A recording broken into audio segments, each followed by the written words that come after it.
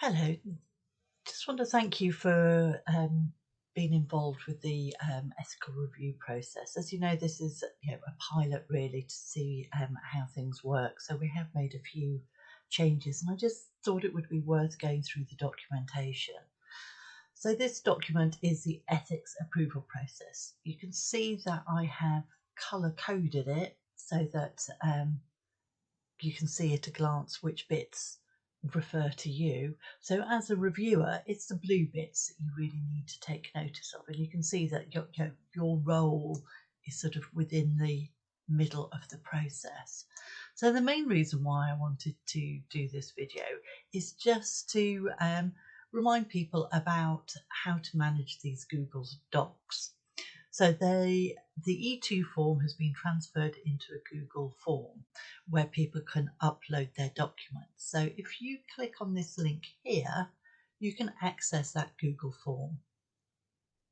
Okay, so this is what the form looks like to the students.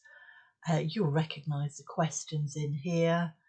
We get an indication of which strand they're in, their title of their project, and these opportunities to upload files. Now these files actually end up in my Google Drive because Google won't let them sit within a shared drive, and all they need to do is to upload these files. So this proposal document, it gives you a chance to see what they've proposed and usually the feedback that their supervisor has given you.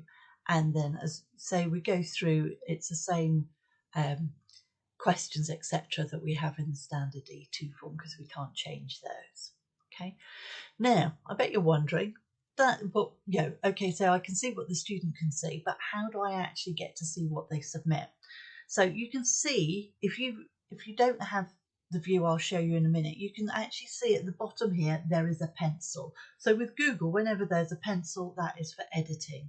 So if you click on this pencil, because you have access to this document as a collaborator, it will miraculously show you the responses. So you can see on this form at the moment we've got 21 responses. Okay, if you click on this, you can see the responses in various ways. So you can see the summary, and in all honesty, that's not very useful for you. You can see it by question, again, not useful for you, or individually. And this is the most useful one, I would say. So you can actually look at each form separately. So this is one that has gone through, and actually the E3 has already been submitted. Okay, now, if you go through the form and then you can then access each of the documents here and take a look at them. Okay, now you can do it through the Google Sheet. So there is a Google Sheet that's been set up, but this has a lot of sort of information on it, and I think accessing the documents through this document is the most useful. Okay, the other document that you will be using, particularly the first reviewer who will be setting up the feedback form, and that you will find that link. Let me find it. So you've got the link here, and it opens it up here. There's some instructions here. So please remember to remove these instructions here before you share it with anybody. That's mainly because for ease, I've put the link to the folder that you need to add this document to. Okay, so you've got a student and you're ready to provide some feedback. So what you then need to do is to go into this file menu here on the left,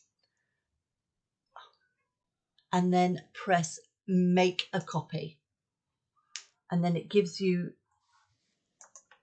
this title. And so what you need to do is home, you need to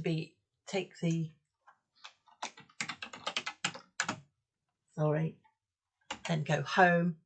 Oh, it's not wanting to do, oh yes. And then I would put the student name.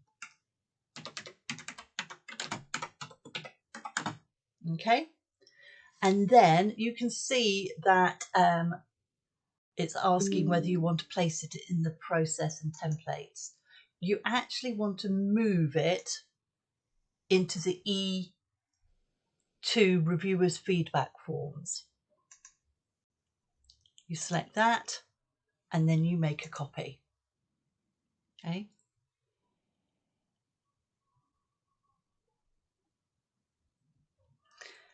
And then all of the instructions are here. You put the student name, number, the supervisor, and the project focus. Now, once you have once you've agreed on your feedback, you can write your feedback in this comments box. Okay, and then there's some required tasks. So these, the first bit, are completed and need to be submitted and checked by the review panel before the student can actually carry on, before the E3 can be submitted to them.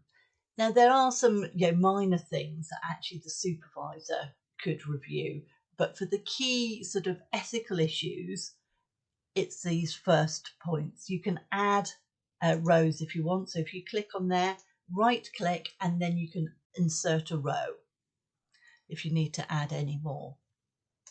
Okay, once the two reviewers have sort of agreed on the feedback, you need to then share this document with Jane Fletcher, who is the coordinator. Okay, and then they share the form with the students.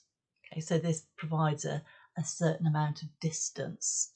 The student will then work on these documents. You will have access to this and you will be able to see what the student has put in here. Okay, so if you've asked for a revised questionnaire, you would expect to see the link of the questionnaire in here. And that, to a certain extent, is sort of the end of your involvement, except you may end up having some form of dialogue, and this is usually through this document with the student.